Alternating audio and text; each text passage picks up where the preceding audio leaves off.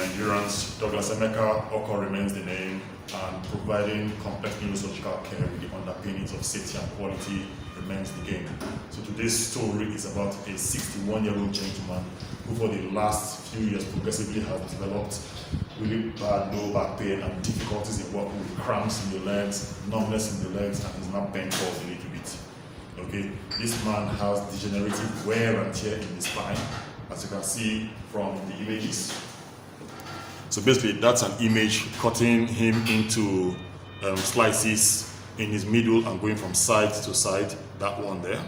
Okay, so if you look at that scan very well, you can see the spinal cord up there, that dark thing, and this spinal cord continues as cables of wire, which are the nerves. Okay, those are the blocks that make up the spine in the lower back. And if you look at that one and that one, they are really, really worn out, and that will be causing him lots of pain. But also, this canal through which the nerves are passing through, it's very, very tight there between the second and third bone, and also very, very tight between the fourth and fifth bone. So, but basically, if you look at this other scan here, you find that this is a scan actually cutting him across him and looking at him from under. Okay, so if we go up somewhere here, we can see that there's lots of space for where the nerves are passing through. But by the time we come down somewhere here, it becomes really tight. Also, if we come down somewhere here, it's also very, very tight. If you compare that with that, for example, you can see that there's space there, but there, it's really, really tight. Okay, so basically he has what we call lumbar degenerative spondylosis with canal stenosis. The canal through which the nerves are passing through is actually squeezed between the second and third bone and between the fourth and fifth bone. So the plan, what we want to do today is we want to do a lumbar decompression. Remember, lumbar, there are those bones in the lower part of the spine in the waist region. Okay, so we want to do a lumbar decompression between the second and third bone and between the fourth and the fifth bone. Okay, also we want to do a fusion as well. Those areas between the two bones that look really worn out, we actually put cages in those two areas to actually fuse those bones. That reduces pain in the lower back about 50-60%. Okay? Now, because there's a chance of destabilizing the spine, by the time we take bone from the back to actually decompress, we'll not be doing what we call pedicle screws, putting screws in the bone and actually putting a rod to actually stabilize the spine, and that will actually improve his posture. So, ladies and gentlemen, Nigerians, watch this video, see how the procedure goes, and thank you very much.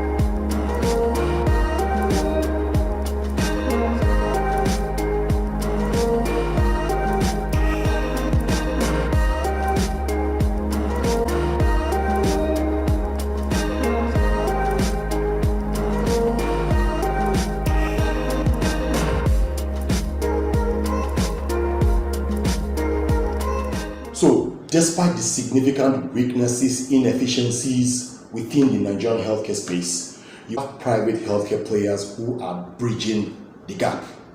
So when it comes to provision of complex spinal surgery services, that is holistic and patient-centered care, that is where we should be going. That's where we should be aiming for in Nigeria.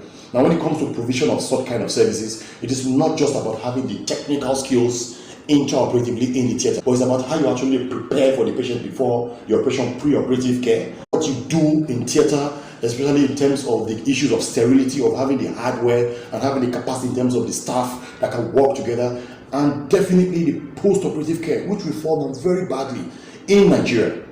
Okay, post-operative care is absolutely important.